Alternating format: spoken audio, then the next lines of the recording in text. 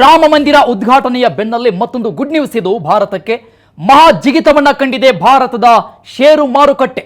Hong Kong ಅನ್ನ ಹಿಂದಿಕ್ಕಿ 4ನೇ ಸ್ಥಾನಕ್ಕೆ ಜಿಗಿತವನ್ನ ಕಂಡಿದೆ ನಮ್ಮ ಭಾರತ. ಈಗ 4ನೇ ಅತಿ ದೊಡ್ಡ ಷೇರು ಮಾರುಕಟ್ಟೆಯಾಗಿ ಹೊರಹೊಮ್ಮಿದೆ ಭಾರತ. ಭಾರತದ ಷೇರು ಮಾರುಕಟ್ಟೆಯ ಮೌಲ್ಯ $4.33 ಟ್ರಿಲಿಯನ್ ಆಗಿದೆ. ಸದ್ಯಕ್ಕೆ ಹಾಂಗ್ಕಾಂಗ್ ಷೇರು ಮಾರುಕಟ್ಟೆಯ ಮೌಲ್ಯ $4.29 ಟ್ರಿಲಿಯನ್ ಇದ್ರೆ ಭಾರತದ ಷೇರು ಮಾರುಕಟ್ಟೆಯ ಮೌಲ್ಯ $4.33 ಟ್ರಿಲಿಯನ್ ತಲುಪಿದೆ. ಈ ಮೂಲಕವಾಗಿ ಪ್ರಪಂಚದಲ್ಲಿ 4ನೇ ಅತಿ ದೊಡ್ಡ ಷೇರು ಮಾರುಕಟ್ಟೆಯಾಗಿ ಭಾರತ ಹೊರಹೊಮ್ಮಿದೆ.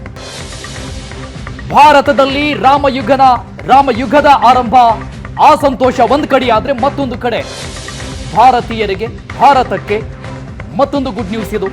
ರಾಮ ಮಂದಿರದ ಉದ್ಘಾಟನೆಯ ಬೆನ್ನಲ್ಲೇ 4ನೇ ಅತಿ ದೊಡ್ಡ ಷೇರು ಮಾರುಕಟ್ಟೆಯಾಗಿ ಭಾರತ ಹೊರಹೊಮ್ಮಿದೆ. ಈಗ 4ನೇ ಸ್ಥಾನದಲ್ಲಿ ಇಲ್ಲಿಯವರೆಗೆ ಹಾಂಗ್ಕಾಂಗ್ ದೇಶ ಇತ್ತು. ಹಾಂಗ್ಕಾಂಗ್ ಷೇರು ಮಾರುಕಟ್ಟೆಯನ್ನ ಹಿಂದಿಕ್ಕಿ ಭಾರತ ಮುನ್ನುಗ್ತಾ ಇದೆ. 4ನೇ ಅತಿ ದೊಡ್ಡ ಷೇರು ಮಾರುಕಟ್ಟೆಯಾಗಿ ಹೊರಹೊಮ್ಮಿದೆ ಭಾರತ. ಭಾರತದ ಷೇರು ಮಾರುಕಟ್ಟೆ ಈಗ ಉಚ್ಛ್ರಾಯ ಸ್ಥಿತಿಯಲ್ಲಿದೆ. ಕಳೆದ ಡಿಸೆಂಬರ್ ತಿಂಗಳಿನಲ್ಲಿ $4 ಟ್ರಿಲಿಯನ್ ತಲುಪಿತ್ತು ಮಾರುಕಟ್ಟೆಯ ಮೌಲ್ಯ. ಆಗ್ಲೇನೆ ಒಂದು ರೆಕಾರ್ಡ್ ಬ್ರೇಕ್ ಆಗಿತ್ತು. ಈಗ ಆ ರೆಕಾರ್ಡ್ ಅನ್ನು ಕೂಡ ಭಾರತ ಬ್ರೇಕ್ ಮಾಡಿ ಮುಂದೆ ಸಾಗ್ತಾ ಇದೆ. ಈಗ ಹಾಂಗ್ಕಾಂಗ್ ಅನ್ನ ಹಿಂದಿಕ್ಕಿದೆ ಭಾರತ. ಬಹುಶಃ ಇತಿಹಾಸದಲ್ಲೇ ಇದು ಮೊದಲ ಬಾರಿ ಅಂತ ಅನ್ಸುತ್ತೆ.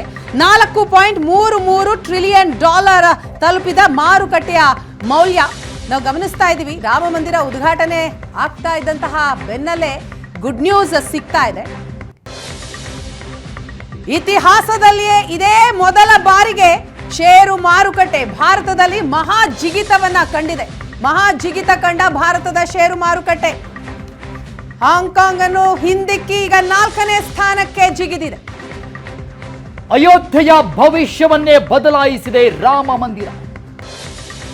ರಾಮನೂರು ಅಯೋಧ್ಯೆಯಲ್ಲಿ ಆರ್ಥಿಕತೆಯ ಪರ್ವವೇ ಶುರುವಾಗಿದೆ.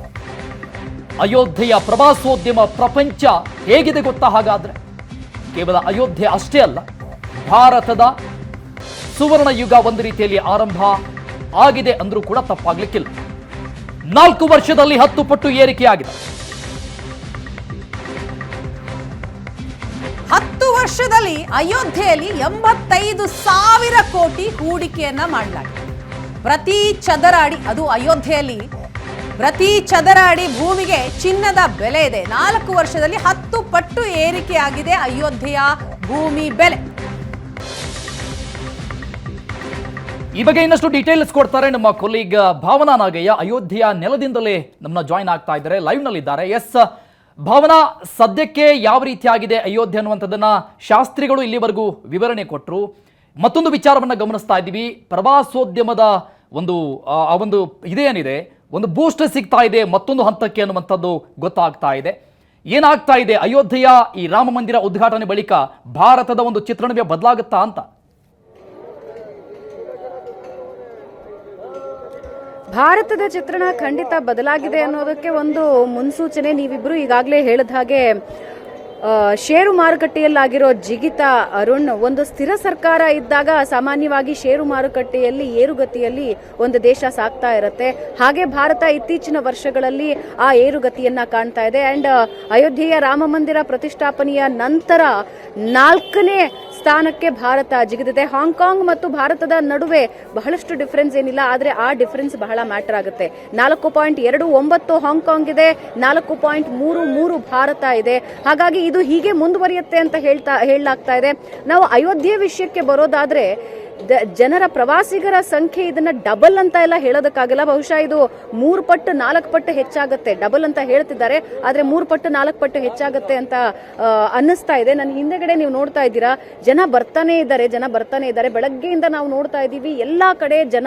ನಿನ್ನೆ ಸಂಜೆ ಆಗ್ತಾ ಜನ ಕಾಣ್ತಿರ್ಲಿಲ್ಲ. ಅಂದ್ರೆ ಆ ನಿರೀಕ್ಷಿತ ಪ್ರಮಾಣದಲ್ಲಿ ಇರಲಿಲ್ಲ. ಆದರೆ ಈಗ ನೋಡ್ತಾ ಇದ್ರೆ ನಿರೀಕ್ಷೆಗೂ ಮೀರಿದ ಜನ ಸಾಗರ ಇಲ್ಲಿಗೆ ಹರಿದು ಬರ್ತಾ ಇದೆ. ಒಂದು ಅಂದಾಜಿನ ಪ್ರಕಾರ SBI ನೀಡಿರುವ ವರದಿಯ ಪ್ರಕಾರ ಟ್ಯಾಕ್ಸ್ನಿಂದಾನೇ 20 ರಿಂದ 25 ಸಾವಿರ ಕೋಟಿ ರೂಪಾಯಿ ಅಯೋಧ್ಯೆಯಲ್ಲಿ ಕಲೆಕ್ಟ್ ಆಗುತ್ತೆ ಅನ್ನೋ ನಿರೀಕ್ಷೆ ಇದೆ. ಅದರ ಜೊತೆಗೆ UP ಅಂದ್ರೆ ಉತ್ತರ ಪ್ರದೇಶಕ್ಕೆ 4 ಲಕ್ಷ ಕೋಟಿ ಪ್ರವಾಸಿಗರು ಖರ್ಚು ಮಾಡ್ತಾರೆ ಮುಂದಿನ 2024 ವರ್ಷದ ಅಂತ್ಯದ ಒಳಗೆ ಅಂತ. 2022 ಲೆಕ್ಕವನ್ನು ತಗೊಳ್ಳೋದಾದ್ರೆ ಸುಮಾರು 2,21,00,000 ಜನ ಭೇಟಿ ಕೊಟ್ಟಿದ್ರು. ಅದರಲ್ಲಿ ಅವ್ರು ಖರ್ಚು ಮಾಡಿದ್ದು 2.2 ಲಕ್ಷ ಕೋಟಿ ರೂಪಾಯಿ. ಆದರೆ ಅದು ಡಬಲ್ ಆಗತ್ತೆ, ಆರ್ಥಿಕತೆ ಡಬಲ್ ಆಗತ್ತೆ ಅನ್ನೋ ನಿರೀಕ್ಷೆ ಇದೆ. ಆಮೇಲೆ ಅಯೋಧ್ಯ ಸುತ್ತಮುತ್ತ ನೀವು ಈಗ ಎಲ್ಲೇ ಕೈ ಇಟ್ರು, ಯಾವ ನೆಲದ ಮೇಲೆ ಕೈ ಇಟ್ರು ಅದು ಚಿನ್ನದ ಬೆಲೆ ಬರ್ತಾ ಇದೆ. ಸುಮ್ಮನೆ ಹೀಗೆ ಒಂದು ಉದಾಹರಣೆ ಇದೆ. ಇಲ್ಲೇ ರಾಮಜನ್ಮಭೂಮಿಯ ಹತ್ತಿರ ಒಬ್ಬ ಬಡ ರೈತ ಇರ್ತಾರೆ. ತುಂಬಾ ಅರ್ಜೆಂಟ್ ಆಗಿ ದುಡ್ಡು ಬೇಕಾಗಿರುತ್ತೆ. ಎಲ್ಲರೂ ಕೇಳ್ತಾರೆ ನನ್ನ ಜಾಗ ತಗೊಳ್ಳಿ, ಹಿಂಗಿದ್ದೊಂದೇನೋ ಒಂದು ಜಾಗ ಇದೆ ಅಂತ. ಆದ್ರೆ ಯಾರು ತಗೊಳ್ಳೋದಕ್ಕೆ ಮುಂದೆನೆ ಬರೋದಿಲ್ಲ. ಆದ್ರೆ ಈಗ ಆ ವ್ಯಕ್ತಿಯ ಭೂಮಿಯ ಬೆಲೆ 6 ಕೋಟಿ ರೂಪಾಯಿ ಕೊಟ್ಟರು ಆತ ಕೊಡೋದಕ್ಕೆ ರೆಡಿ ಇಲ್ಲ. ನೀವು ಅಂದಾಜು ಮಾಡಬಹುದು ಅಯೋಧ್ಯೆಯಲ್ಲಿ ಯಾವ ರೀತಿ ಭೂಮಿ ಬೆಲೆ ಜಾಸ್ತಿ ಆಗಿದೆ ಅಂತ. ಹಾಗೆ ನಾವು ಬೆಳಗ್ಗೆಯಿಂದ ಸುತ್ತಾಕ್ತಾ ಇದ್ದೀವಿ. ಇಲ್ಲಿ ಜನ ಬಂದವರೆಲ್ಲ ಹೋಟೆಲ್ಗಳಿಗೆ ತುಂಬಿಕೊಳ್ತಾ ಇದ್ದಾರೆ. ಪ್ರತಿಯೊಂದು ಹೋಟೆಲ್ಗೂ ತುಂಬ್ತಾ ಇದ್ದಾರೆ. ಅವರಿಗೆ ಅಲ್ಲಿನ ಹೋಟೆಲ್ ಉದ್ಯಮಿಗಳಿಗೆ ಇದೊಂದು ಶಾಕ್ ಇದೆ. ಅಂದ್ರೆ ಇಷ್ಟು ದೊಡ್ಡ ನಿರೀಕ್ಷೆ ನಮಗಿರ್ಲಿಲ್ಲ ಅಂತ. ಹಾಗಾಗಿ ಇಲ್ಲಿನ ವ್ಯಾಪಾರಸ್ಥರಿಗೂ ಇದು ಒಂದು ರೀತಿಯ ಹೊಸ ಬಾಗಿಲು ತೆಗೆದಿದೆ, ಅಭಿವೃದ್ಧಿಯ ಬಾಗಿಲು ತೆಗೆದಿದೆ. ರಸ್ತೆಗಳು, ಮೂಲಭೂತ ಸೌಕರ್ಯಗಳು ಹೆಚ್ಚಾಗ್ತಾ ಇದೆ. ಅಯೋಧ್ಯೆಯಂತಹ ನಗರಿಗೆ ಸದ್ಯಕ್ಕೆ ನಿರೀಕ್ಷೆ ಮಾಡಿದ್ರೂ ಕೂಡ ಸದ್ಯಕ್ಕೆ ತಡ್ಕೊಳ್ಳೋದು ಕಷ್ಟ ಆಗ್ತಾ ಇದೆ. ಆದ್ರೆ ವ್ಯಾಪಾರಕ್ಕೆ ಒಂದು ದೊಡ್ಡ ಮಾರ್ಗ ಓಪನ್ ಆಗಿದೆ, ಪ್ರವಾಸೋದ್ಯಮಕ್ಕೆ ಒಂದು ದೊಡ್ಡ ಮಾರ್ಗ ಓಪನ್ ಆಗಿದೆ. ಆದ್ರೆ ಬಹಳ ದೊಡ್ಡ ನಿರೀಕ್ಷೆ ಇದೆ. ಅಯೋಧ್ಯೆಯ ರಾಮ ಮಂದಿರ ನಿರ್ಮಾಣದ ಓಪನ್ ನಿಂದಾಗಿ UPಗೂ ಕೂಡ ಇದರ ಲಾಭ ಆಗುತ್ತೆ. ಅಂದ್ರೆ ಇಡೀ ರಾಜ್ಯಕ್ಕೂ ಇದರ ಲಾಭ ಆಗುತ್ತೆ. ಎಸ್ ರಾಜ್ಯಕ್ಕೆ ಮಾತ್ರ ಅಲ್ಲ ಭಾವನಾ, ಇಡೀ ದೇಶಕ್ಕೇನೆ ಇದು ಒಂದು ರೀತಿ ಬೂಸ್ಟ್. ಯಾಕಂತಂದ್ರೆ ಈ ಹಿಂದೆ ನಾವು ಗಮನಿಸಿದ್ವಿ, ತಿರುಪತಿಯೇ ವಿಶ್ವದ ಅತಿ ದೊಡ್ಡ ಧಾರ್ಮಿಕ ಪ್ರವಾಸಿ ಕ್ಷೇತ್ರ ಆಗಿತ್ತು. ಈಗ ನಮ್ಮ ಅಯೋಧ್ಯೆ ಅದನ್ನ ಬೀಟ್ ಮಾಡ್ತಾ ಇದೆ. ವಾರ್ಷಿಕ 5 ಕೋಟಿ ಜನ ಅಲ್ಲಿ ಬರ್ತಾರೆ ಅನ್ನುವಂತಹ ನಿರೀಕ್ಷೆ ಮಾಡಲಾಗ್ತಾ ಇದೆ. ಸೊ ಹಾಗಾಗಿ ವಿಶ್ವದಲ್ಲಿಯೇ ಇದೇ ಅತಿ ದೊಡ್ಡ ಪ್ರವಾಸಿ ಕ್ಷೇತ್ರ ಆಗೋದ್ರಲ್ಲಿ ಅನುಮಾನ ಇಲ್ಲ. ಸೊ ಇದು ಆರ್ಥಿಕತೆಗೆ ಮತ್ತಷ್ಟು ಬೂಸ್ಟ್ ಅಲ್ವಾ? ಡೆಫಿನೆಟ್ಲಿ ವೀಣಾ, ನಾನು ಅದನ್ನೇ ಹೇಳಿದ್ದು. ಸುಮಾರು 20 ರಿಂದ 25 ಸಾವಿರ ರೂಪಾಯಿ ಬರೀ ಟ್ಯಾಕ್ಸ್ ಇಂದಾನೆ ಬರುತ್ತೆ ಅನ್ನೋ ನಿರೀಕ್ಷೆ ಇದೆ. ಕೇವಲ ಟ್ಯಾಕ್ಸ್ ಬಗ್ಗೆ ಹೇಳ್ತಾ ಇದ್ದೀನಿ. ಇನ್ನು ಇಲ್ಲಿ ಹೋಟೆಲ್ ಉದ್ಯಮ ಈಗಷ್ಟೇ ಕಣ್ಣು ತೆರೆದು ನೋಡ್ತಾ ಇದೆ. ತುಂಬಾ ಬೆರಳೆಣಿಕೆಯ ಹೋಟೆಲ್ ಉದ್ಯಮಿಗಳು ಇಲ್ಲಿ ತುಂಬಾ ಕಡಿಮೆ ಬೆರಳೆಣಿಕೆಯ ಹೋಟೆಲ್ ಉದ್ಯಮಗಳು ಇಲ್ಲಿ ಲಕ್ಸುರಿ ಹೋಟೆಲ್ಗಳನ್ನ ತೆರೆದಿದ್ದಾರೆ. ಅದು ಕೂಡ ರಾಮ ಮಂದಿರದಿಂದ ಒಂದು 8 ಕಿಲೋಮೀಟರ್, 6 ಕಿಲೋಮೀಟರ್ ಅಥವಾ 12 ಕಿಲೋಮೀಟರ್, 15 ಕಿಲೋಮೀಟರ್ ದೂರ ಹೋಗಬೇಕು ನೀವು ಒಂದು ಒಳ್ಳೆ ಸ್ಟ್ಯಾಂಡರ್ಡ್ ಹೋಟೆಲ್ ಬೇಕು ಅಂತ ಹೇಳಿದ್ರೆ. ಹಾಗೆ ಈಗ ನಾನು ನೋಡ್ತಾ ಇರೋ ಹಾಗೆ ಅಯೋಧ್ಯದ ಎಲ್ಲ ಮನೆಗಳೇನಿದೆ, ಮನೆಗಳೆಲ್ಲ ಇವಾಗ ಗೆಸ್ಟ್ ಹೌಸ್ಗಳಾಗಿ ಪರಿವರ್ತನೆಯಾಗಿದೆ. ಅಂದ್ರೆ ಉದ್ಯಮಕ್ಕೆ ಇಳಿದಿದ್ದಾರೆ ಜನ ಬಂದೇ ಬರ್ತಾರೆ ಅಯೋಧ್ಯೆಗೆ, ಅವರಿಗೆ ಸ್ಟೇನ ಅವಕಾಶ ಇರುತ್ತೆ. ಸೊ ಹಾಗಾಗಿ ನಾವು ಕೂಡ ಉದ್ಯಮದಲ್ಲಿ ಇಳಿಯೋಣ ಅಂದ್ಬಿಟ್ಟು ಹಾಸ್ಪಿಟಾಲಿಟಿ ಉದ್ಯಮ ದೊಡ್ಡ ಮಟ್ಟಕ್ಕೆ ಬೆಳೆಯೋ ಒಂದು ನಿರೀಕ್ಷೆ ಇದೆ ವೀಣಾ. ಅದರ ಜೊತೆಗೆ ರೆಸ್ಟೋರೆಂಟ್ಗಳ ಸಂಖ್ಯೆ ಜಾಸ್ತಿ ಆಗ್ತಾ ಇದೆ.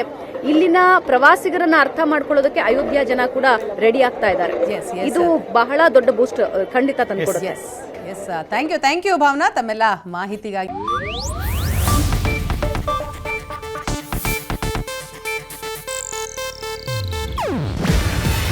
ಇದು ಏಷ್ಯಾನೆಟ್ ನ್ಯೂಸ್ ನೆಟ್ವರ್ಕ್ ಪ್ರಸ್ತುತಿ. ನೀವು ನೋಡ್ತಿದ್ದೀರಾ ಏಷ್ಯಾನೆಟ್ ಸುವರ್ಣ ನ್ಯೂಸ್.